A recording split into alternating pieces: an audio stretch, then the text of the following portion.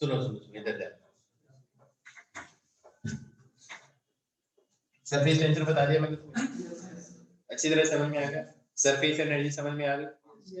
कल वो क्वेश्चन भी समझ में आ गया था जिसमें एक लिक्विड ड्रॉप थी, सरफेस एनर्जी को यूज करके वो क्या बन रही थी, इवेपोरेट हो रही थी। मतलब ऐसे पढ़ने सारे समझ में आ गए। अब समझता एक चीज है जिसको बोलते हैं, दो टाइप के फोर्स होते हैं, एक होता है फोर्स ऑफ एडिशन, एक होता है फोर्स ऑफ कोहेशन। ठीक है, तो एडिसिव फोर्स कौन सा होता है? एडिसिव फोर्स क्या होता है? जो डिफरेंट मॉलिक्यूल, डिफरेंट टाइप के मॉलिक्यूल्स के बीच का इंटरेक्शन, उसको क्या बोलते हैं? Adhesive force. और कोहेसिव फोर्सेस, एक होता है कोहेसिव फोर्सेस।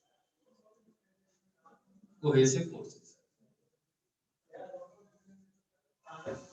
अब एक चीज सुनो, पहले हम थोड़ा रफ आइडिया लेते हैं होता है क्या एडिसिव फोर्स का, तो कोहेसिव फोर्स का।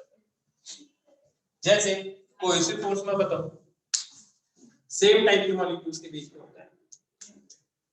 मैं इस मार्कर से बोर्ड पे क्यों लिख पा रहा हूं? तो किस किस के बीच में एडिसिव फोर्स है? और इंक के बीच में कौन सा फोर्स होगा? तो तुमने देखा होगा कि कई बार तुम जेल पेन से फोटो के ऊपर लिखने की कोशिश करते हो, लिखा नहीं जाता। क्यों? क्योंकि जो फोटो और जेल के बीच का जो एडिसिव फोर्स है ना, वो वीक है एज कंपेयर टू जो कोहेसिव फोर्स है, दैट इज इंक और इंक के बीच का। हाँ भाई, इंक और इंक के मॉलिक्यूल्स भैया, इसमें इंक और इंक, तो इंक इसके टच और इसके टच और बोर्ड के टच है, बीच वाली इंक सोचो ना जो इसके ऊपर आ रही है, तो एडिसिव फोर्स स्ट्रांग होगा तभी तो इसके ऊपर आएगा, वरना तो इसी के साथ ही रह जाना। नहीं, ये बात समझे? आगे बात समझे? तो एडिसिव फोर्स समझ में आ गया। तो अब तुम्हें ये भी आइडिया लग रहा होगा कि एडिसिव क्यों बोलते हैं। बिल्कुल बिल्कुल, एडिसिव फोर्सेस जो डिफरेंट टाइप की चीजों को, जो जैसे फेविकॉल आया ना, एडिसिव है। और कई चीजों के बीच में क्या होता है, जैसे आप दो स्टील की चीजें, दो स्टील के पैनल्स उनको पकड़ के फेविकॉल लगा के चिपका दो, चिपक जाता है। क्यों? उस केस में एडिसिव फोर्स और क्या है? कोहेसिव फोर्स है। तो ये जो एडिसिव फोर्स है ना, वो बहुत वीक है ना, वो क्या रहता है? बहुत वीक रहता है। क्या बात समझे? एडिसिव फोर्स समझ में आ गया? जैसे आपके हाथ है ना, पानी में डाला, आपके हाथ गीले हो जाते हैं, क्यों? इसका मतलब पानी के बीच में उतना स्ट्रॉन्ग फोर्स नहीं लग रहा, एडिसिव फोर्स नहीं है, जितना आपके पानी और हाथ के बीच में जो फोर्स लग रहा है। तो जो भी वेटिंग लिक्विड्स होंगे, किसी चीज से अगर आप वेट हो रहे हो, इसका मतलब उसमें कौन सा फोर्स ज्यादा स्ट्रॉन्ग है? अब ऐसा नहीं है कि आप क्या करो, जो लिक्विड है हाथ पे है ना, ऑयल लगा दो थोड़ा सा और फिर करो, फिर देखो एडिसिव फोर्सेस क्या हो जाते हैं। तो तुमने एक चीज देखी होगी, जो गाड़ी के ऊपर है ना, बोलते हैं सिरामिक कोटिंग करवाते हैं, तो सिरामिक कोटिंग करवाते हैं ना, तो उस पे पानी गिरता है ना, तो पानी एकदम से साफ हो जाता है उसपे से। क्यों? कौन सा फोर्स कम हो गया? तो यार है तो कंपैरेटिव बात थी ना, एडिसिव और कोहेसिव, किसके साथ कंपेयर कर रहे हो? हाँ या ना? तो उस केस में क्या हो जाता है, एडिसिव कोहेसिव फोर्सेस में क्या फर्क पड़ जाता है? कोहेसिव क्या हो जाता है? बढ़ जाता है, एडिसिव कम हो जाता है, इसलिए बस वो पानी ऊपर से ऐसे ऐसे निकल जाता है। तो तुमने देखा होगा फेसबुक पे भी कई वीडियोस आते हैं जिसके ऊपर सरफेस होती है, उस पे पानी डालते हैं, पानी रुकता ही नहीं उसके ऊपर। हाँ या ना? पक्का? अब तुम्हें पता है, अगर किसी चीज पे ऐसे पानी लगा रहेगा, ठीक है, तो धीरे धीरे वो चीज क्या होती है? खराब हो जाती है। जैसे कमल का पत्ता है, उसके ऊपर आप देखोगे ना, पानी ऐसे फैलता नहीं है, पानी की जो बूंद है ना, वो ऐसे ग्लोब्यूल सा बना के रखती है, ऐसे लगता है जैसे है ना मोती रखी हो उसके ऊपर। तो अब सुनो, अब कोई चीज ऐसे फैलेगी कब? पानी की बूंद डालियो, पूरी पूरी कब फैल जाएगी? जब एडिसिव फोर्स क्या हो जाए? स्ट्रांग हो जाए, तो वो मॉलिक्यूल पकड़ पकड़ के वो खींच लेंगे। और अगर कोहेसिव फोर्स स्ट्रांग होंगे तो क्या होगा? ऐसे बबल टाइप बन जाएगा, आया ना? ठीक है, बबल नहीं, ड्रॉप बन जाएगी, मतलब उसके ऊपर, सरफेस के ऊपर। सही बात है, एकदम लॉजिक समझ में आने लगा। तो कुछ एडिसिव कोहेसिव फोर्सेस का मतलब समझ में आने लगा, ठीक है। तो जब तुम्हें ये एडिसिव और कोहेसिव फोर्सेस, और बताओ कुछ एग्जांपल एडिसिव कोहेसिव फोर्सेस के। पेंट करते हैं, पेंट में कौन सा फोर्स ज्यादा स्ट्रांग होना चाहिए? क्यों? कोहेसिव ज्यादा होगा तो आप रगड़ते रहोगे, पेंट कर ही नहीं पाओगे यार तुम। हाँ है ना। मैं चाहता हूं कि तुम एडिसिव कोहेसिव फोर्सेस के बारे में ना एकदम लॉजिकली सोचो कि होता क्या है, फिर कोई भी एग्जांपल हो तुम्हें पता चल जाएगा कौन सा स्ट्रांग है। अब मान लो ग्लास टम्बलर है, उसमें पानी डाला और पानी निकाल दिया, तो ग्लास टम्बलर अंदर से गीला रहेगा या सूखा रहेगा? गीला रहता है। लेकिन आपने देखा होगा कि थर्मोमीटर है, उसमें मरकरी होता है, तो मरकरी का लेवल ऊपर जाता है, फिर से नीचे आता है, तो मरकरी ऊपर ही कुछ चिपका चिपका रहता है क्या कभी? तो इसका मतलब कौन सा फोर्स स्ट्रांग है उसमें? तो जब वो ऊपर से जब नीचे आता है ना, तो जो भी मरकरी चिपका हुआ है ना साथ में लेकर आता है, क्योंकि एडिसिव फोर्स ही वीक है ना। ये भी एक लॉजिक है कि mercury is non melting liquid, क्योंकि उसमें कोहेसिव फोर्स क्या होता है? ज्यादा होता है as compare to adhesive force. तो आप बताओ कोहेसिव फोर्सेस कौन से फोर्सेस होते हैं? जिसके बीच में सेम टाइप के सब्सटेंस के बीच में जो फोर्स लग रहा है वो क्या सा है? और जो डिफरेंट टाइप के लग रहा है वो लिख लो रहेगा।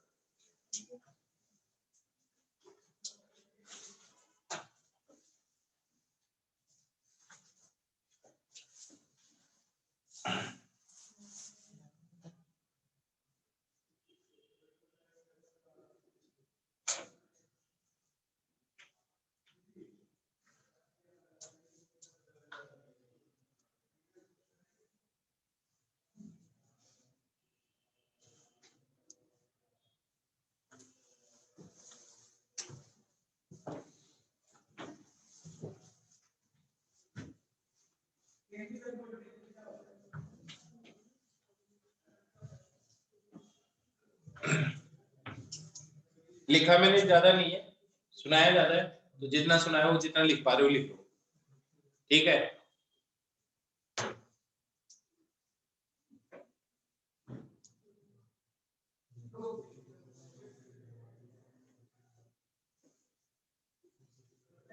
सर अगर वाटर की वजह से अगर वाटर की वजह से फोर्स स्ट्रांग हो जाए तभी ड्रॉप। बिल्कुल।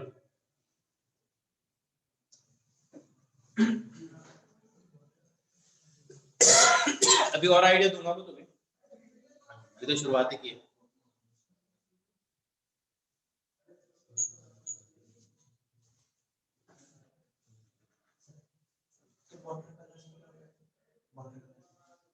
वाटर का कोई कलर नहीं तो वाटर। हाँ अच्छा, लॉजिक क्या होता है, मतलब चाहता क्या उसमें? यार ऑब्वियस सी बात है, एडिसिव फोर्स तो उसमें स्ट्रांग होना ही चाहिए, वरना पेंट करेगा, पेंट जाएगा ही नहीं, लगेगा नहीं उसके। तो ऐसा तो नहीं है कि तो वो जो वाटर कलर है तो वो स्टील की जो थाली होती है ना उसमें पेंटिंग बनानी पड़ेगी तेरे से। तो यार अब डिपेंड ये करता है ना आप किसके ऊपर कलर कर रहे हो। तो मैंने क्या कहा, ये तो कंपैरेटिव है ना, उसी तुम जेल पेन से पेपर पे लिखते हो तो लिख लेते हो, और वही फोटो पे साइन करते हो तो साइन नहीं होते।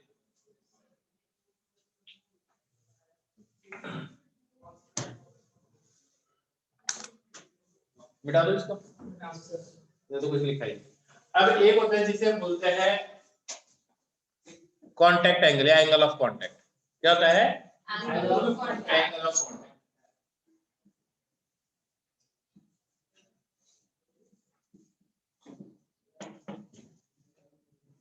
अब देखो एंगल ऑफ कांटेक्ट क्या होता है। एंगल ऑफ कांटेक्ट होता है, मान लो आप एक टम्बलर रख लो, इसमें तुमने पानी डाल दिया, तो जब तुम इसमें पानी डालोगे ना तो पानी की शेप कुछ ऐसी होती है, एजिस पे अगर आप आप कभी भी देखना आपको पानी ऐसे स्ट्रेट नहीं दिखाई देगा टम्बलर के, ऐसे नहीं दिखाई देगा पानी। तुम देख लेना क्लोज उसके एजिस के ऊपर ग्लास टम्बलर, ऐसा होता है। तो इस पॉइंट ऑफ कांटेक्ट पे लिक्विड की सरफेस के साथ एक टेंजेंट बनाओ। हाँ यार, लिक्विड की सरफेस के साथ क्या बनाओ? टेंजेंट बनाओ। और ये जो जिसके अंदर लिक्विड है ये सॉलिड सरफेस है, इनके बीच का ये एंगल ले लो थीटा, इसको बोलते हैं angle of contact. Angle of contact. अब बस ऐसे देख के आइडिया लगाओ कि कौन सा फोर्स स्ट्रांग होना चाहिए, इसमें कोहेसिव फोर्स स्ट्रांग होना चाहिए एडिसिव? साइड मतलब साइड में क्या, हर जगह एडिसिव फोर्स स्ट्रांग है, कोहेसिव एडिसिव। आप सुनो ध्यान से, अगर तुम देखोगे, अगर इसके अंदर तुम मरकरी डाल दो, मरकरी डालोगे तो आपको मरकरी की शेप बनाओ कुछ ऐसी दिखाई देगी।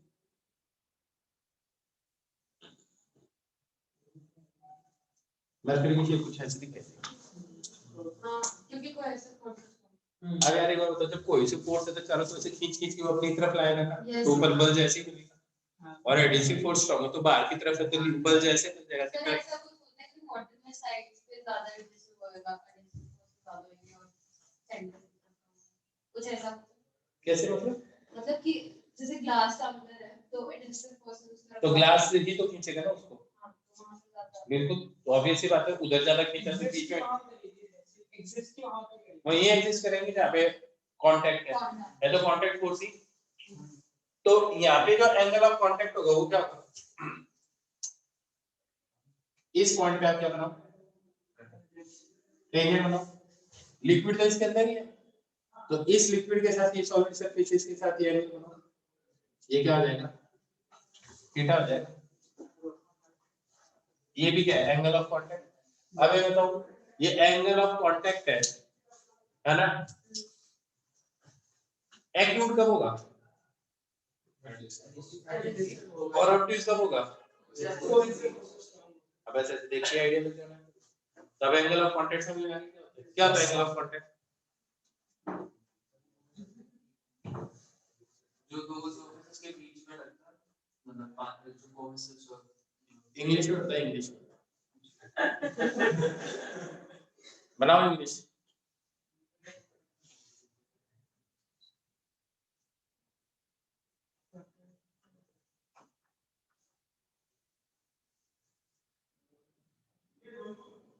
The angle of attack between the exterior surface and the fluid is known as.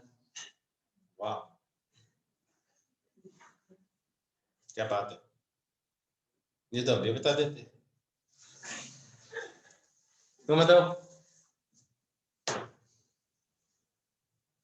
it is the angle between the free surface of a liquid at the point of contact। हाँ या ना? Yes. Free surface के ऊपर आप क्या बनाओगे? Tangent बनाओगे। Tangent का एंगल किसके साथ? जिसके साथ ये लिक्विड अटैच है, और ये जो फ्री सरफेस है लिक्विड की, पॉइंट ऑफ कांटेक्ट पे टेंजेंट और सॉलिड जिसके साथ लिक्विड कांटेक्ट में, उनके बीच का एंगल। अब बना लो, बनाओ। डेफिनेशन भी एक बार रट लोगे तो फिर आ ही जाएगी।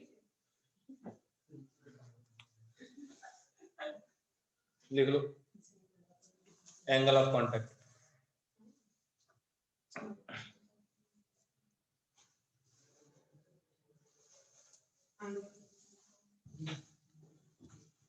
एंगल ऑफ कांटेक्ट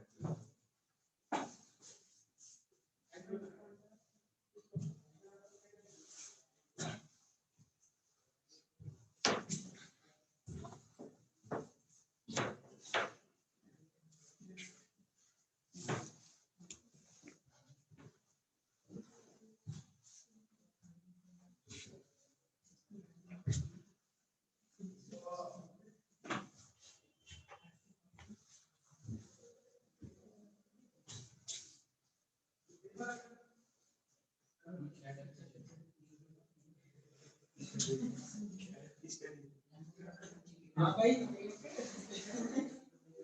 क्या हो गया?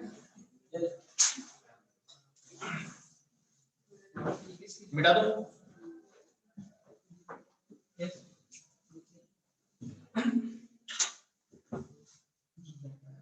अब लिखो, वापस हम टॉपिक पे आएंगे, चिंता मत करो, वापस आएंगे टॉपिक्स पे, ठीक है। पहले फेयर आइडिया दे रहा हूं ताकि आपस में कनेक्ट कर पाए हम चीजों को। अब लिखो excess pressure inside so bubble.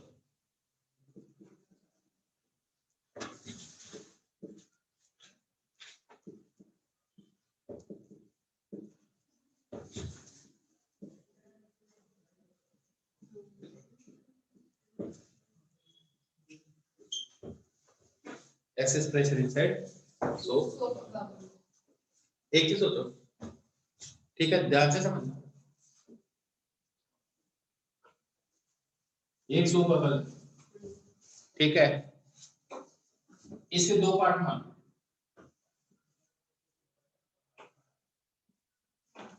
एक अपर हाफ एक लोअर हाफ, इसकी रेडियस आर है, कैपिटल आर, रेडियस क्या है, कैपिटल आर।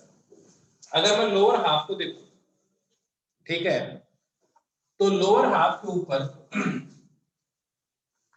जो लोअर हाफ है इसके ऊपर मैं ये मान रहा हूं सबसे पहले ये जो सोप फिल्म है ना इसका कोई वेट नहीं है। क्या मान रहा हूं? वेट। तो यहाँ प्रेशर P है, तो यहाँ प्रेशर मैं मान लेता हूँ delta P plus delta P, P not atmospheric pressure, P naught plus delta P। पहले एक बार बताओ, अंदर प्रेशर ज्यादा होना चाहिए, बाहर ज्यादा प्रेशर होना चाहिए?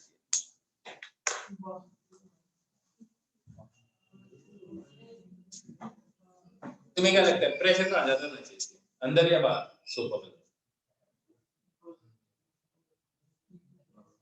इक्वल होना चाहिए। देखो सबसे पहले तो ये है कि इसका जवाब देने के लिए तो फिजिक्स भी आने की जरूरत नहीं है, ठीक है, कि तुम फ्लूइड मैकेनिक्स लगा रहे हो प्रेशर, ठीक है, ये है कॉमन सेंस, ठीक है। अब बताओ क्या प्रेशर ज्यादा होना चाहिए, बराबर होना चाहिए? बिल्कुल सही बात, एकदम बिल्कुल सही बात है। एक बार बताओ मेरे को, एक बार बताओ, जब प्रेशर बराबर ही है तो पहले उनको यूं छोड़ दो, अपने आप ही ऊपर चढ़नी चाहिए उसमें।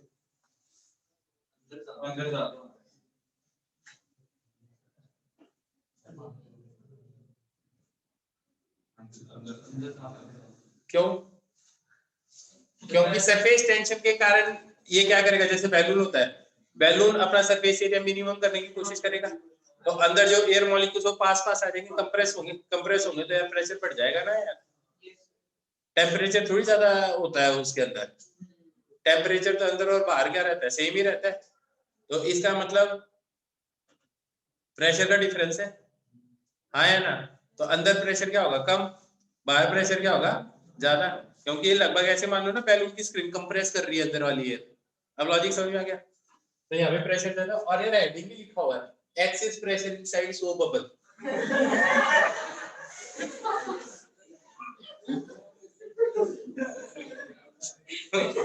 जो पूछ रहा हूँ ना वो आंसर ही है, इनका हेडिंग ही लिखी है मैंने। तो मैंने ऐसे बता दिया इसको, ठीक है। तो ठीक है, अब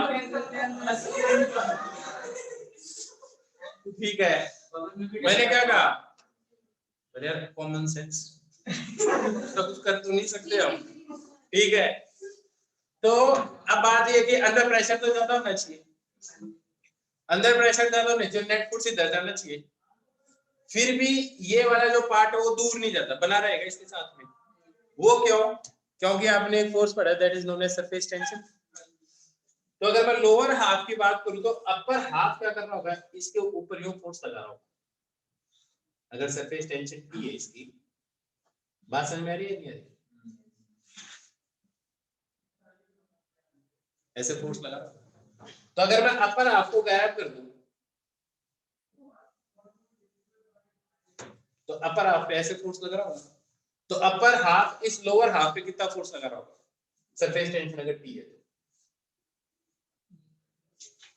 T इंटू भाई ये लेंथ कितनी है, 2 पाई r, और सरफेस कितनी है दो भाई सरफेस कितनी है, एक अंदर है एक बाहर है, आया ना। तो ऊपर की तरफ ये जो नेट फोर्स लगेगा वो किसके बराबर होगा, P into 2 pi r, और उसका क्या करोगे 2 टाइम्स, ये ट्वाइस क्यों किया, तो अंदर एक्सिस प्रेशर के कारण इस पे इधर फोर्स है और अपर हाफ इसको फोर्सेस लगा के इधर की तरफ से ऊपर, अब ये बैलेंस हो गया, आया ना। इसी से हमारे पास एक्सिस प्रेशर आ जाएगा। तो अब एक बार बताओ, इधर ध्यान देना, अब जो मैं लॉजिक बता रहा हूँ बहुत ही काम आएगा और हर बार आएगा। मेरे को एक बार बताओ,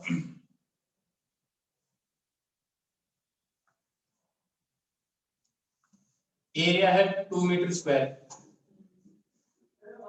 प्रेशर है 2 पास्कल, प्रेशर है 2 पास्कल, इधर कितना फोर्स लग रहा है 4 न्यूटन, इधर कितना लग रहा है,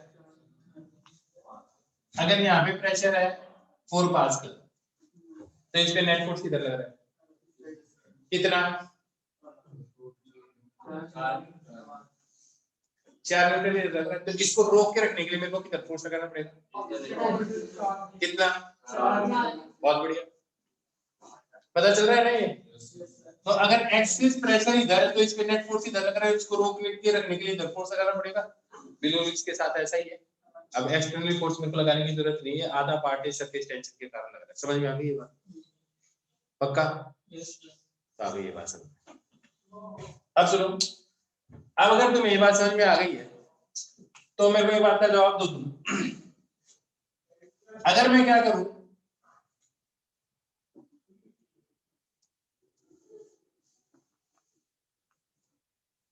ये ऐसे की ऐसे ही है, इसकी शेप में थोड़ी सी यूं कर दो,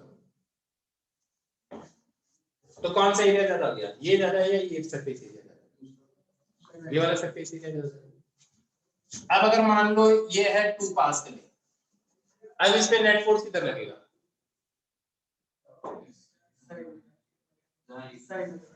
इस साइड लगेगा, क्यों, एरिया क्या हो गया, तो इसका मतलब ऐसी जो चीज होगी वो इधर की सके चली जाती है, तो मैं तो ये कहा अगर एटमॉस्फेरिक प्रेशर है दोनों तरफ, आया ना। तो मैं क्या करता हूँ, सुनते जाना, अभी इसको यूं रख दूं तो आप बोलोगे इधर की सरफेस सेम है तो बराबर बराबर फोर्स लग रहा है, इसको मैं क्या कर दूं, इधर यूं करके यूं कर्व बना दूं इधर, तो इधर सरफेस एरिया, फिर मैं रख दूं तो ये अपने आप चीज इधर चलने लग जाएगी। यू मीन टू से दिस, कहने का मतलब तो यही हुआ ना, क्या लगता है ये बात सही है गलत, गलत लगी रही है गलत, तो इसका मतलब क्या है, क्योंकि अब मैं रियली में बताता हूँ, यहाँ पे जो एयर फोर्स लगाई गई ना वो यू लगाएगी, इस पॉइंट पे ऐसे लगाएगी, इस पॉइंट पे इधर लगाएगी, तो देखो इस फोर्स का ये कंपोनेंट, इस फोर्स का ये कंपोनेंट कैंसिल हो जाएगी, सिर्फ कौन से कंपोनेंट ऐड होगी, इधर वाला, आया ना। और ये वही बात है कि आप इसके ऊपर हर पॉइंट पे फोर्स लगा लो और ये कंपोनेंट लो, या फिर सीधे इसका ये प्रोजेक्टेड एरिया ले लो और फिर प्रेशर इनटू एरिया कर लो। अब बताओ कौन सा बढ़िया तरीका है, दूसरा वाला। एक और एग्जांपल देता हूं, जैसे अगर मान लो एक बॉल पकड़ी हुई है, रेडियस इसकी आर है, ध्यान से समझते जाना, रेडियस इसकी आर है, तो एक बॉल है, समझ आ गई मेरी बात। अब मैं क्या कर रहा हूं, इसके इस साइड में प्रेशर है P नॉट और इस साइड में प्रेशर है 2P नॉट, इस पे नेट फोर्स इधर लगेगा, पहले इधर लगेगा या इधर लगेगा, प्रेशर डिफरेंस के कारण इधर लगेगा, कितना लगेगा नेट फोर्स,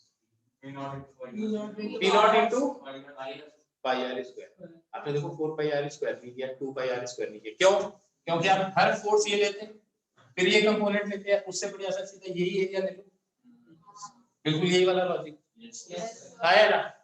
अब ये लॉजिक के लिए कोई कैलकुलेशन करने की जरूरत है क्या, ऐसे फील आ गई इस बात की, तो आप क्या करोगे, सीधा क्या करोगे, प्रोजेक्टेड एरिया ले लो और सीधा कैलकुलेट कर लो। तो यहाँ पे अगर एक्सिस प्रेशर है तो P नॉट इनटू इस पॉइंट पे यू फोर्स लग रहा होगा P नॉट इनटू, लेकिन एरिया तो आप ये वाला ले लोगे प्रोजेक्टेड एरिया, और इधर से भी फोर्स होगी अंदर से भी बाहर की तरफ, तो भी आप ये वाला एरिया लेके कर लो, या हर एक का कंपोनेंट लेके फिर उसका सम करो। तुम्हें बताओ कौन सी चीज बढ़िया लगती है? ऐसा तो नहीं है इस कमरे की दीवार को मैं यूं कर दूंगा तो ये दीवार बाहर निकल जाएगी। भाई ऐसे शेप करने से क्या फर्क पड़ेगा? अभी भी दीवार वैसी की वैसी नहीं है मेरे पास। आगे तो अब ये बताओ एक्सिस प्रेशर के करने से इस डायरेक्शन में कितना फोर्स लगेगा? Delta P into pi into, logically समझ में आ गई ये बात एकदम अच्छी तरह से। तो delta P into pi R square should be equal to 2 into 2 pi R into T. Pi से पाई गया, एक आर से एक आर गया, तो डेल्टा पी किसके बराबर आ गया?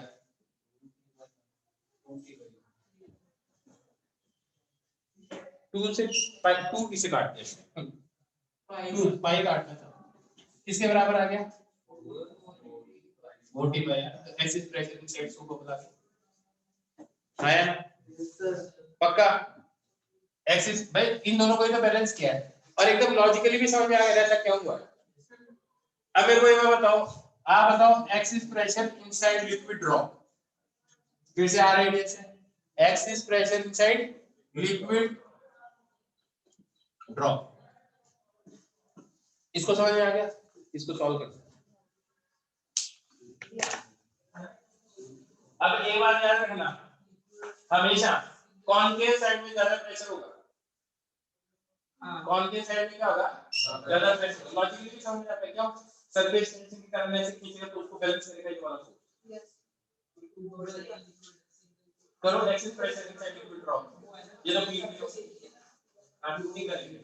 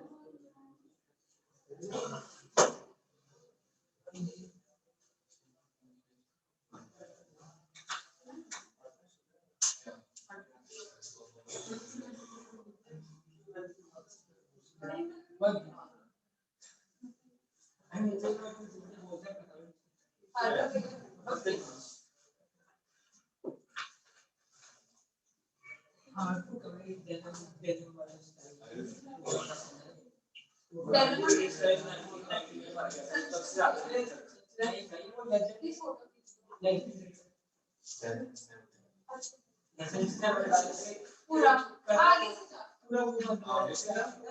आगे से जाओ आगे Kings never die. We know common and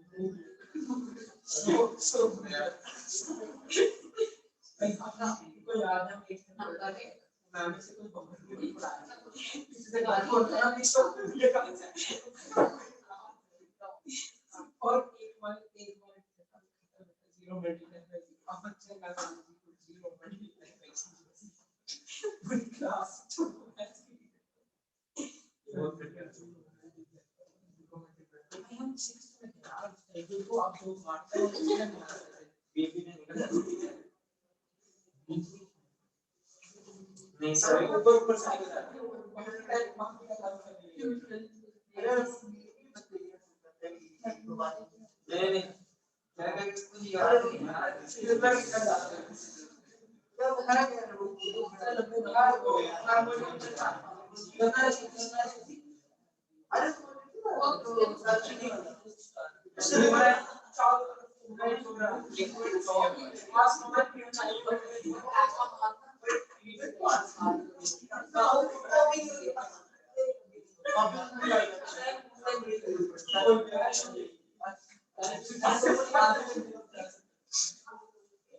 बेटा तो क्या है आंसर?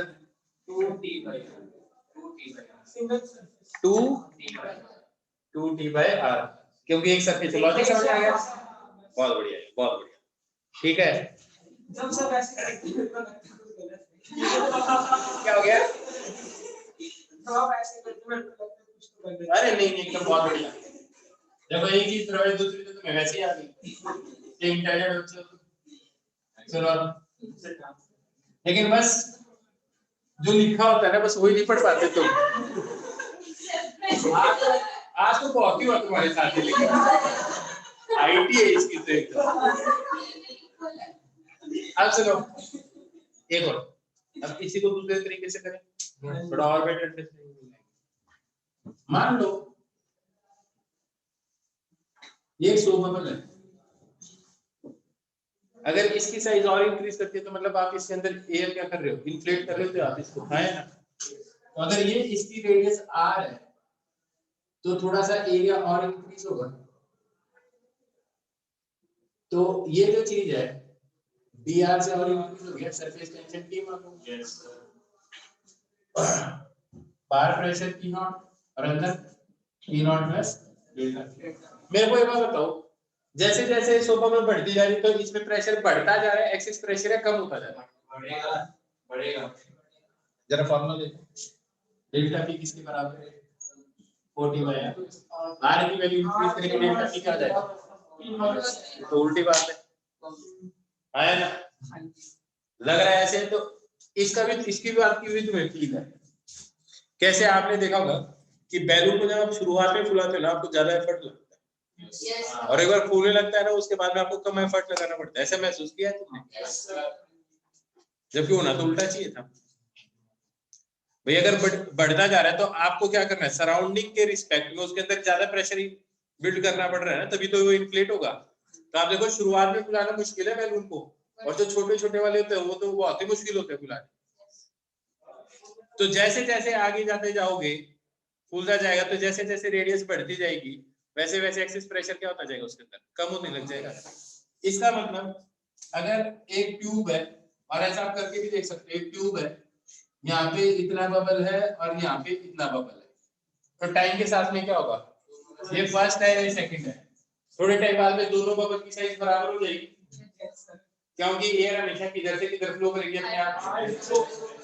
तो हायर प्रेशर का है, 1 में का है, 2 में है, आर कम उसमें प्रेशर ज्यादा है, तो यहाँ पे प्रेशर क्या है ज्यादा, और यहाँ पे प्रेशर क्या है, तब एयर किधर से किधर जानी चाहिए, 2 से 1 आनी चाहिए। तो धीरे धीरे ये और ये बड़ा हो जाएगा, ऐसा ही होता है। बिल्कुल करके देख लेना, बहुत बार किया है, क्लास में भी करवाया। इस साल मेरे पास ये सारी चीज मैं बना के रखता हूँ, ठीक है, लेकिन ये क्या जैसे बैलून वालों ये सारी चीजें मिस हो जाती है। और इस साल क्या थोड़ा सा कोर्स थोड़ा फास्ट करना पड़ा मेरे को, वरना मैं बहुत आराम से करवाता हूँ। ये मतलब ये टॉपिक ही कम से कम 15 लेक्चर में करवाता हूँ, फ्लूइड मैकेनिक्स, ठीक है। लेकिन इस बार टारगेट थोड़ा ठीक है, पर कोई नहीं, इन्हीं टॉपिक को फिर से तो मैं करवाऊंगा तुम्हें, ठीक है। कब गया, अगले साल का कोर्स वैसे ही करना है, और एक बार कोर्स खत्म कर दूंगा तो फिर एक एक टॉपिक को पकड़ना शुरू करूंगा और उस पे क्वेश्चन दूंगा और प्रीवियस ईयर आईआईटी के क्वेश्चन आए वो भी हम क्लास में सॉल्व किया करेंगे, फिर तुम्हें उसका होमवर्क मिलेगा, तुम्हें सॉल्व करके आना है। ऐसे भी करने का मतलब एक बेसिक लेवल आपने कर लिया, अंडरस्टैंडिंग हो गई, फिर और अच्छे क्वेश्चन करने जिसमें बढ़िया बढ़िया लॉजिक लगाने हैं। ठीक है, अब ये समझ में आ गया तुम्हें? अब सुनो, अभी ये जो एक्सिस प्रेशर है ना, इसको सॉल्व करने का एक और बढ़िया तरीका बता।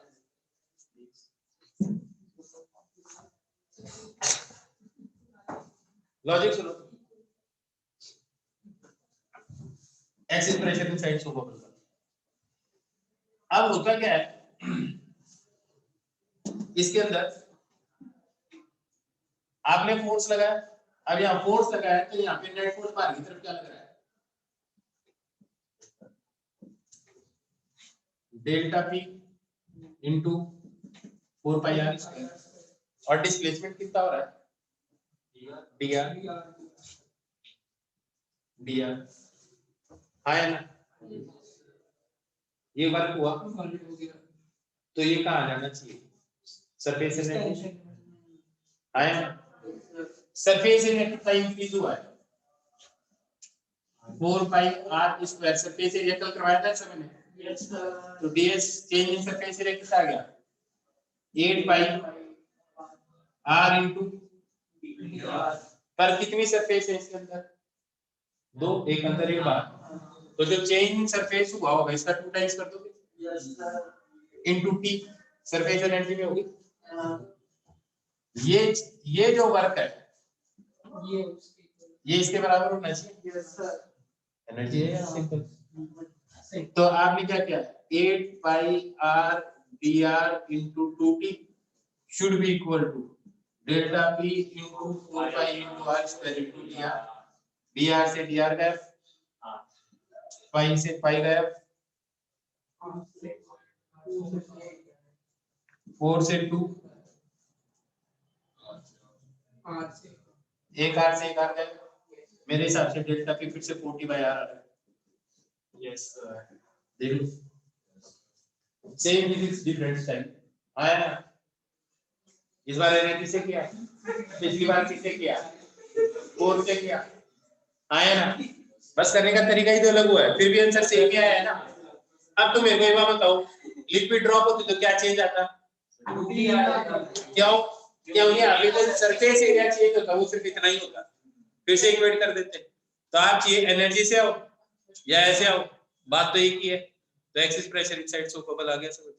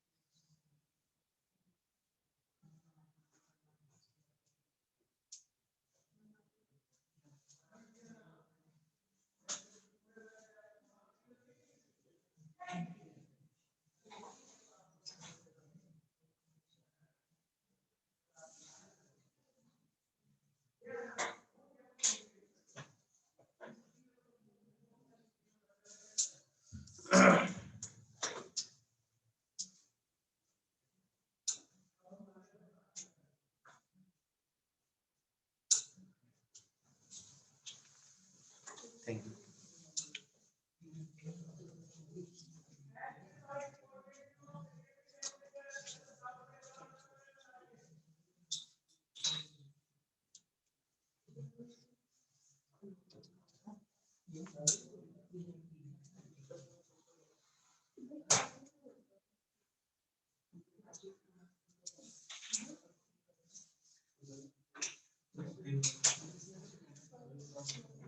बस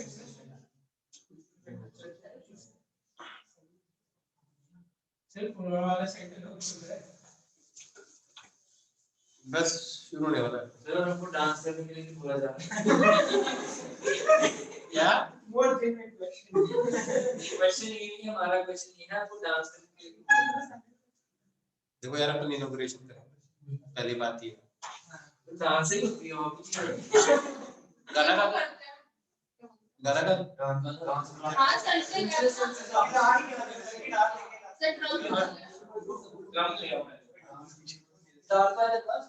ड्रम तो ला देंगे तेरे को, चिंता मत कर।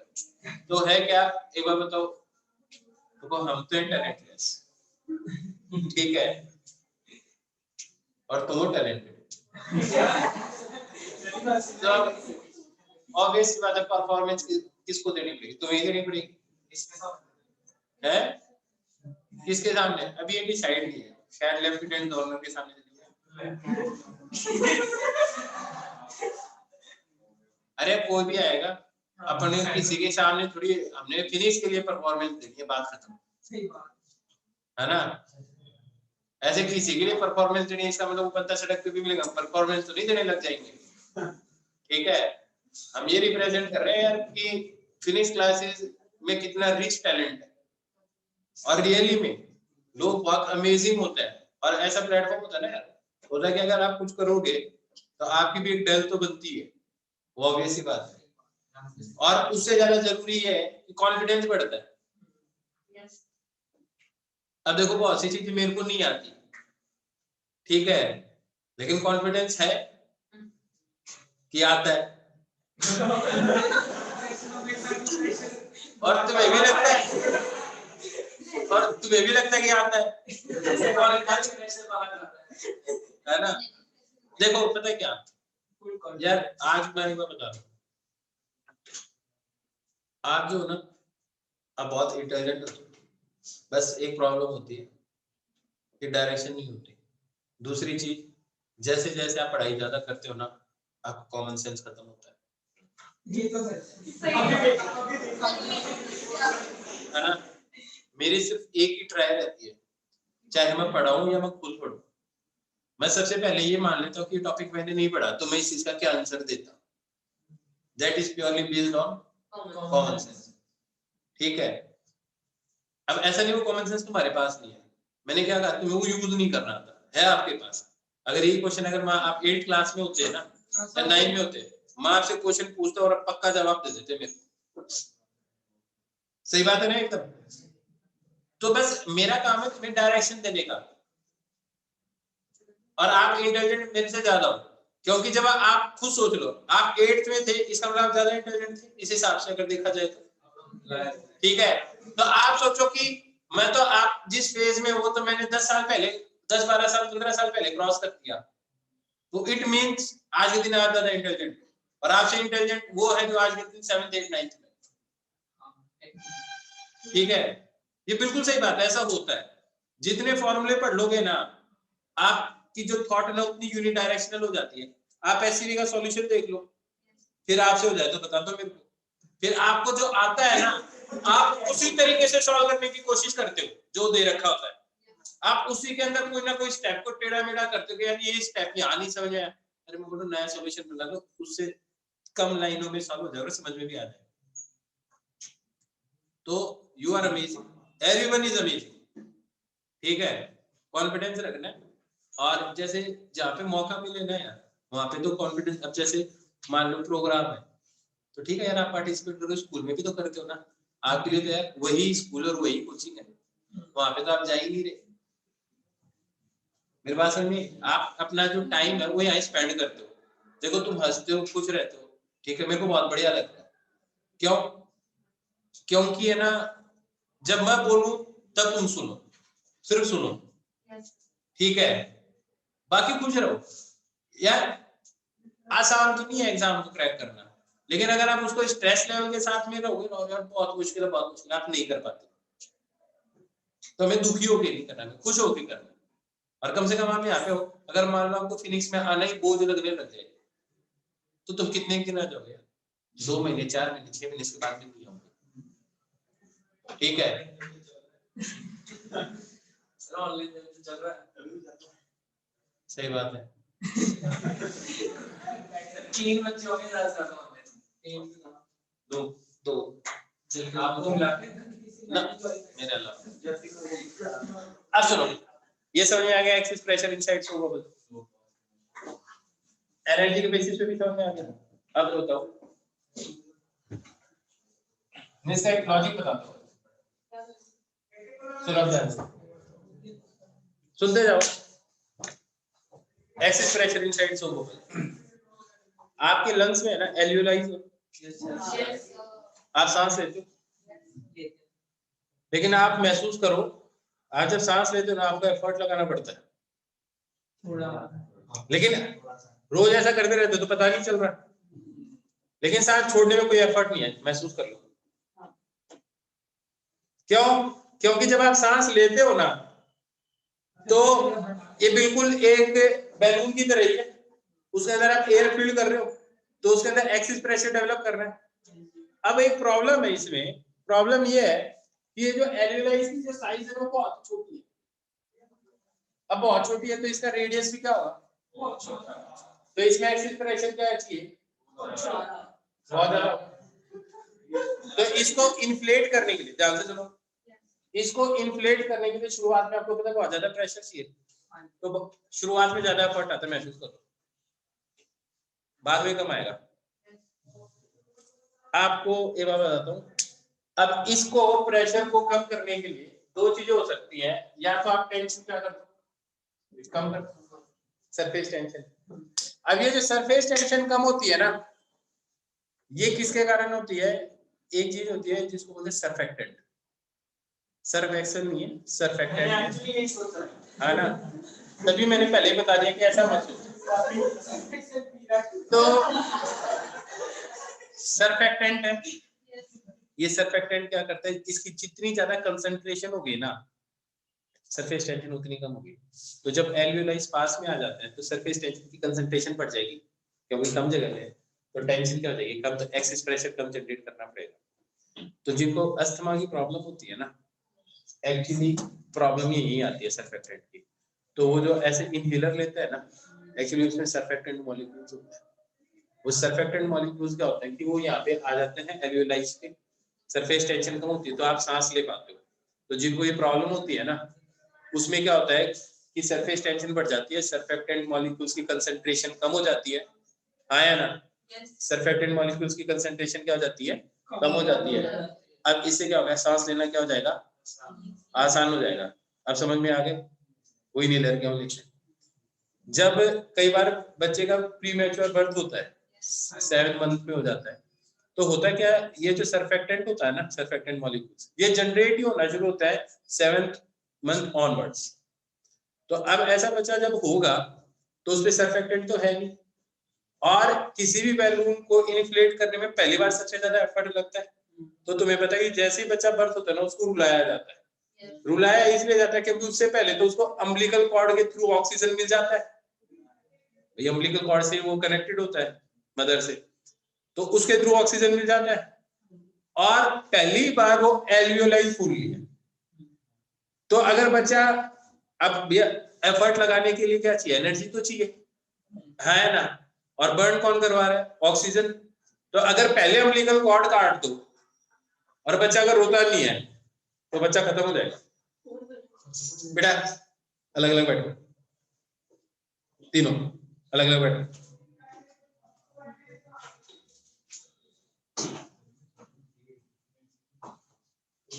हर जगह ही होता है ऐसे।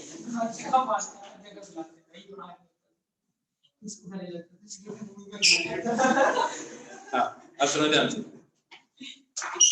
तो मैंने क्या कहा कि सर क्या बता रहा था, वो बच्चा बुलाता है, तो क्योंकि वो पहली बार एफर्ट ज्यादा लगता है, ठीक है। अगर पहले अम्बिलिकल कॉर्ड काट दी और बच्चा नहीं हुआ है ना, तो बच्चा खत्म हो जाएगा उस टाइम, ठीक है। तो इसीलिए बच्चे को रुलाना पड़ता है सबसे पहले, पहला टारगेट होता है, फिर अम्बिलिकल कॉर्ड काटी जाती है। मतलब यार सांस लेगा ना, वो सांस लेगा तो एल्वियोलाइज पहली बार फूलेगी, तो सबसे पहले वो एकदम ऐसी चिपकी सी रहेगी, तो रेडियस ऑफ कर्वेचर क्या होता है, बहुत ही कम होता है, तो प्रेशर बहुत ज्यादा जनरेट करना है तो बहुत ज्यादा एफर्ट चाहिए। पहले काट दोगे तो ऑक्सीजन भी नहीं है तो एफर्ट लगाएगा कैसे उसको खोलने के लिए एल्वियोलाई को पहली बार। तो 7 मंथ ऑनवर्ड्स क्या होता है ये सरफेक्टेंट मॉलिक्यूल्स डेवलप होने लगता है। तो जैसे ये बच्चा होता है ना उसको वेंटिलेटर पे लेके जाना पड़ता है। तो वेंटिलेटर पे इसलिए ले जाना पड़ता है ताकि वेंटिलेटर क्या होता है वो प्रेशर क्रिएट करता है एल्वियोलाई को फुलाने के लिए, क्योंकि उधर सरफेक्टेंट डेवलप ही नहीं हुआ तो सरफेक्टेंट है नहीं तो सांस ही नहीं ले पाएगा। ठीक है, और उसको इंजेक्शन लगाए जाते हैं ताकि उसके एल्वियोलाई पे सरफेक्टेंट डेवलप हो। ठीक है, तो उसको काफी लंबे टाइम तक है ना जो प्री मैच्योर बर्थ होता है उसको काफी लंबे टाइम तक वेंटिलेटर पे इसलिए रखा जाता है ताकि उसकी जो लंग्स है ना उसके ऊपर सरफेक्टेंट मॉलिक्यूल्स को इंजेक्शन के थ्रू जनरेट करवाया जाता है। क्या ये बात समझ में? सर हम प्लेन उड़ाना सीख गए, रॉकेट को लेफ्ट राइट करना सीखा, बच्चे को उड़ाना सीखा। तो बस ठीक है, थोड़ा सा टाइम और रुक ठीक है, इतना समझ में आ गया तुम्हें? ठीक है, मिटा दो इसको।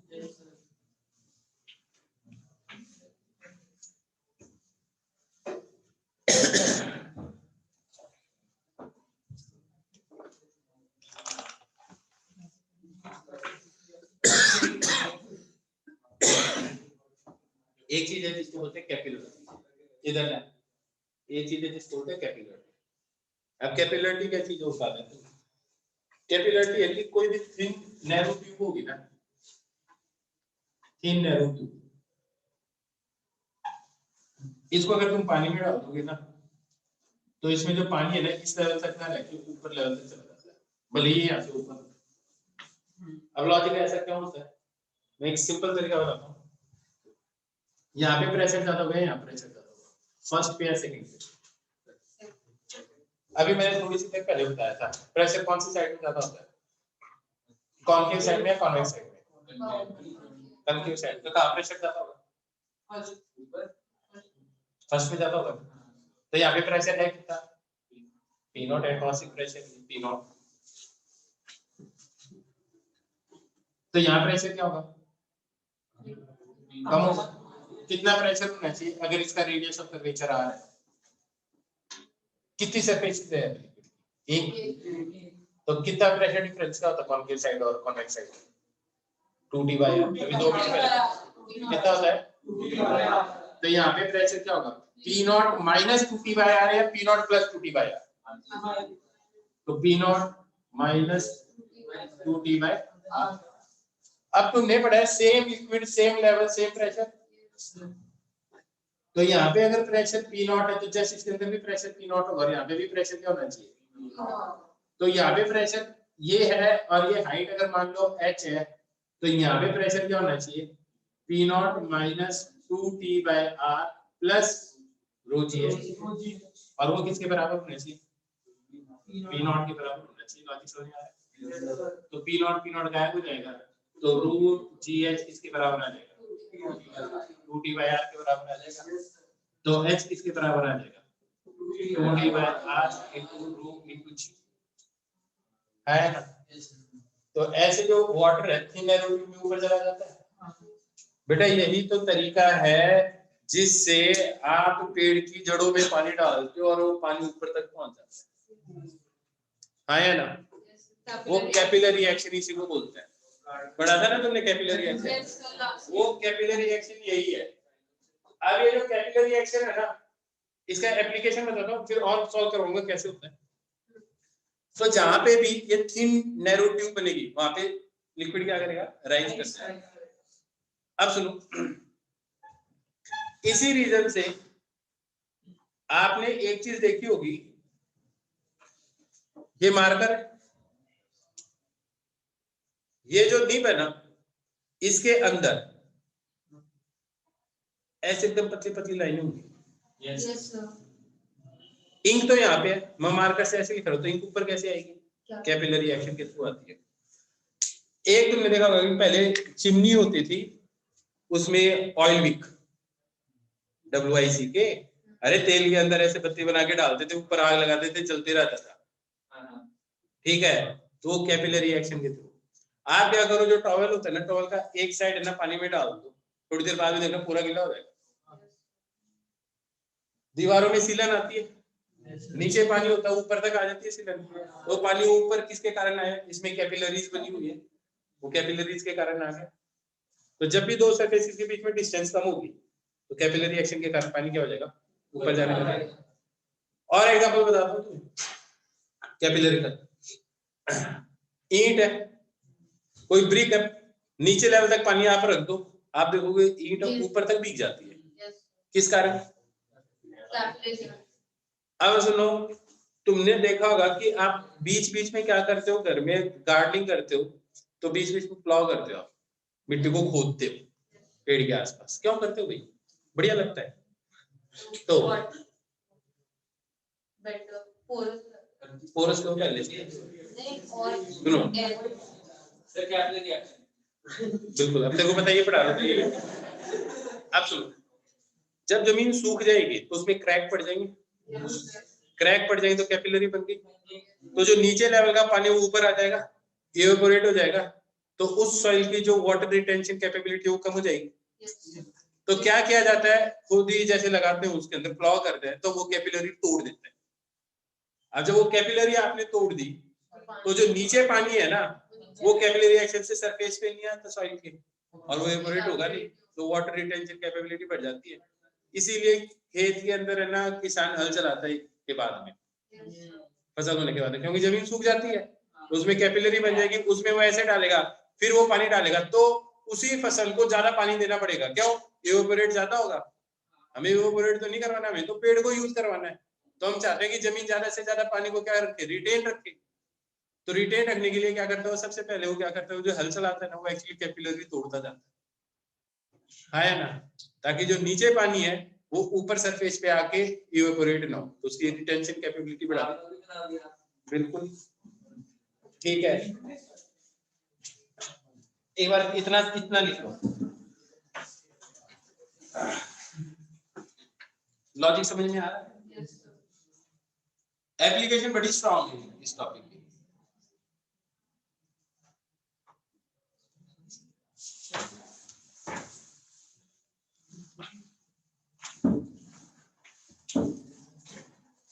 इसलिए आपने देखा होगा जो इंक पेन होता है ना, इंक पेन की नीब होती है ना वो बीच में से कटी हुई होती है, वो जरूरी नहीं लिक्विड ऐसे ही जाए, वो ऐसे ऐसे हर तरफ चला जाएगा, तो वो बीच में से नीब होती है ना उसमें बीच में से कटी रहती है, फाउंटेन पेन पेन जो होता है।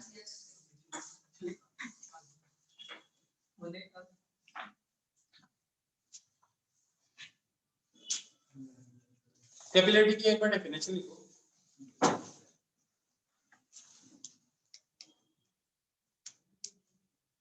the rise or fall of a liquid,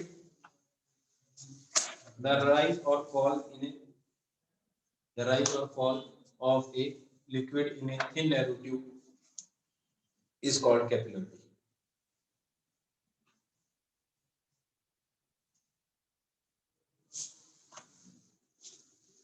blotting paper होता है वो तुम्हें पता है, इंक खींचता है, फैल जाती है तो ब्लॉटिंग पेपर रखते हैं, उसमें भी तो कैपिलरी है।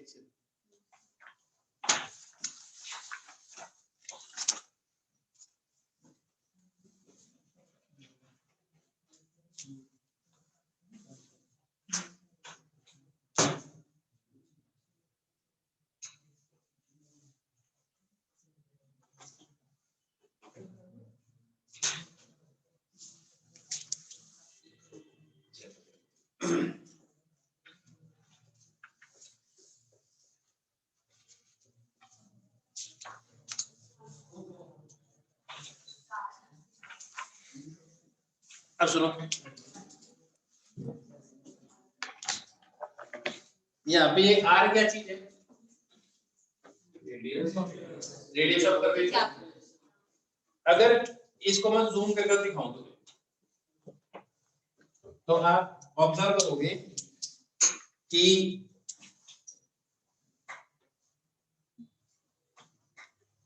जूम करके दिखा रहे हैं तुम्हें ये, तो तुम ऑब्जर्व करोगे कि ये कुछ ऐसा होगा,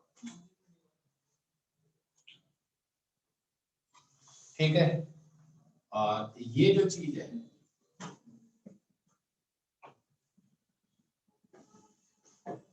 ये जो चीज है ये क्या है, ये जो रेडियस है that is radius of curvature, और जो ये ट्यूब है ना जिसको मैं कैपिलरी बोल रहा हूँ, इसकी जो रेडियस है ना वो मान लो स्मॉल आर, कितनी है स्मॉल आर। यहाँ से पास में आएगी। मेरे हिसाब से अगर मैं एक टेंजेंट ड्रॉ करूंगा तो ये थीटा क्या चीज है, एंगल ऑफ कांटेक्ट। ये क्या है, अगर अभी एंगल ऑफ कांटेक्ट है तो यहां से अगर मैं इसको ज्वाइन करूं तो ये परपेंडिकुलर होगा इससे, इस टेंजेंट से परपेंडिकुलर। मेरे को ये बताओ ये डिस्टेंस किसके बराबर है, स्मॉल आर। ये डिस्टेंस किसके बराबर है, कैपिटल आर।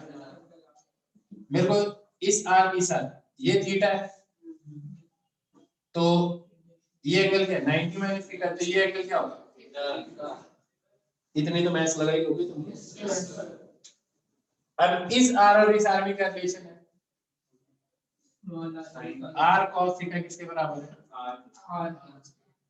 तो स्मॉल उल्टा तो नहीं लिखा,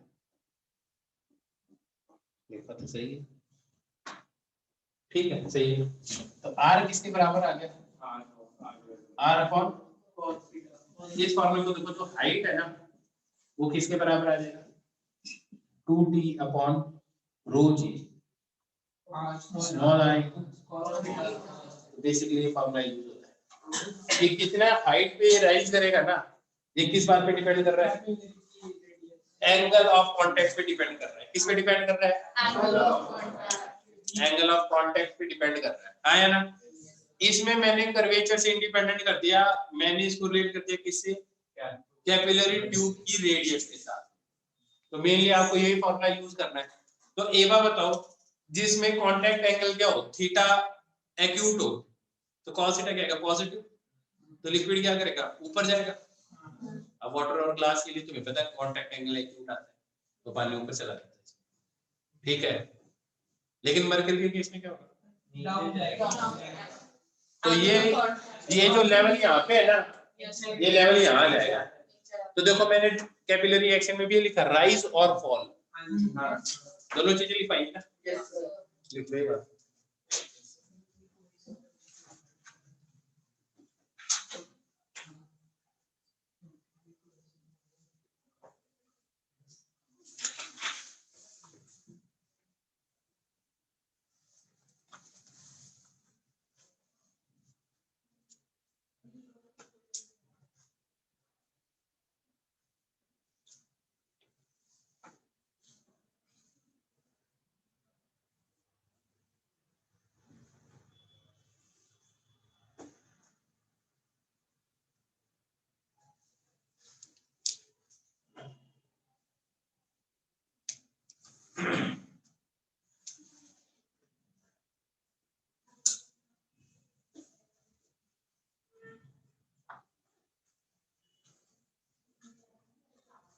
समझ आ गया।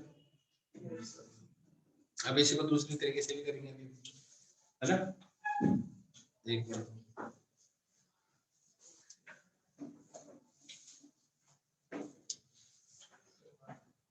क्लियर,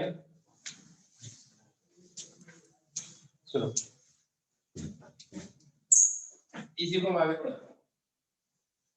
इसमें लिक्विड मान लो इस लेवल तक है। दूसरे तरीके से सोचोगे तो ये ऐसा बनेगा कुछ, फिर नीचे वाले पार्ट को देखो, ये सरफेस इसके साथ अटैच होगी, ग्लास के साथ अटैच है। तो ये जो ग्लास है, ग्लास पे टी टेंशन फोर्स जो सरफेस इस ग्लास पे इधर लगाएगी, टी सरफेस टेंशन, तो ग्लास इस पे किधर लगाएगा, टी इधर लगाएगा, ऐसे टी इधर लगाएगा। तो ये जो सरफेस टेंशन है ये इस सरफेस के ऊपर ये अटैच होगा, इसमें कितना फोर्स लगेगा, टी इंटू 2 पाई आर। इससे आपके पास इसके अलाउंग ये फोर्स आ जाएंगे सारे का सारा। ये एंगल थीटा तो ये भी क्या होगा, तो ऊपर की तरफ नेट फोर्स क्या लगेगा,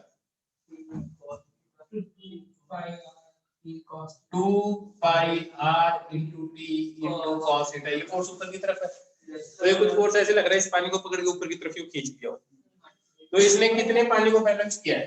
इस हाइट के पानी को बैलेंस किया है। तो इस पानी का वेट देख ले भाई, जो इस पानी का वेट उतना पकड़ के खींच रखा है इसके ऊपर, हाँ है ना, बाकी सेम लेवल पे सेम लेवल में कोई फर्क ही नहीं पड़ता।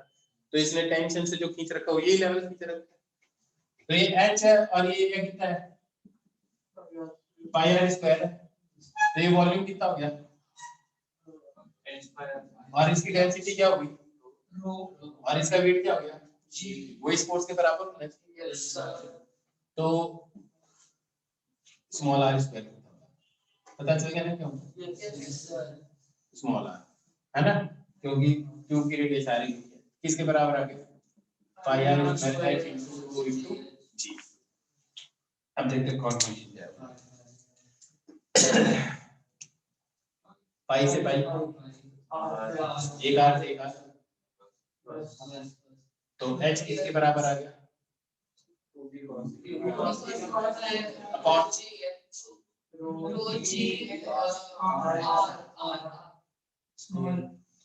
वही की बात है, ये और ये सेम ही आता है। सेम ही बात है, अलग अलग तरीके से बताइए। एक बार कैसे बताइए? प्रेशर डिफरेंस के एक तरीके से, दूसरी बात सिंपल सरफेस टेंशन आया ना।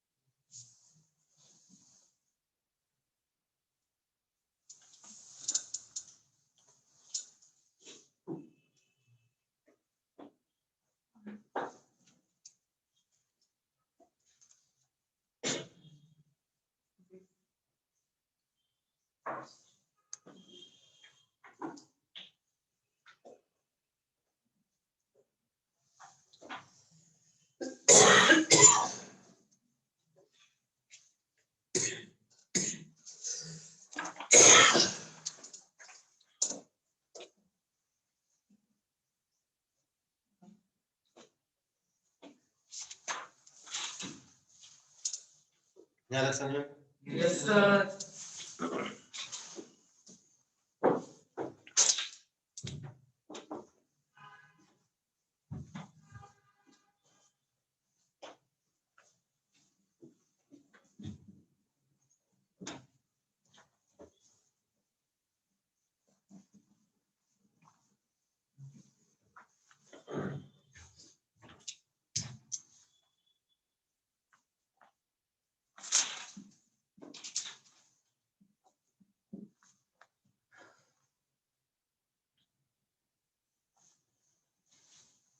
यहाँ पे प्रेशर पी नॉट, यहाँ पे पी नॉट एच है नीचे, यहाँ पे क्या प्रेशर होगा? पी नॉट प्लस रो जी। यहाँ प्रेशर क्या होगा? Atmospheric P not. यहाँ पे प्रेशर क्या होगा? माइनस या प्लस? प्लस क्यों?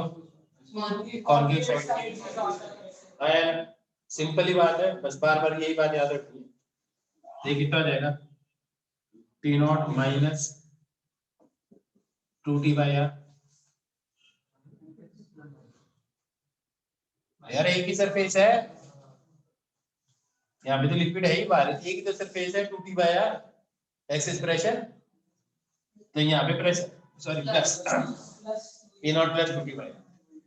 अब ये दोनों same liquid same level same pressure, यहाँ और यहाँ बराबर नहीं कर सकते क्योंकि यहाँ पे तो फ्लूइड ही अलग है, यहाँ पे वाटर और यहाँ पे एयर है।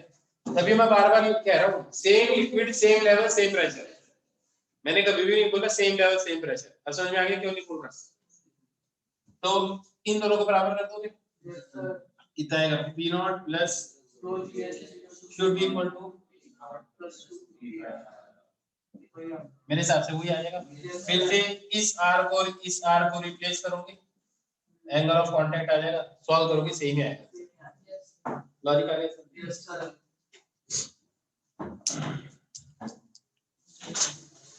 अब है ना बेसिक तुम्हें आएंगे, आज घर पे जाके इस पूरी की रीडिंग लगा लो एक बार, फिर कल हम क्या करेंगे, जहां भी कंफ्यूजन होगा वो बात डिस्कस कर लेंगे और कुछ क्वेश्चन करेंगे इसके बढ़िया बढ़िया, ठीक है? लेकिन अब तुम्हें समझ में आ जाएगा अच्छी तरह से, रीडिंग लगा लो एनसीईआरटी से।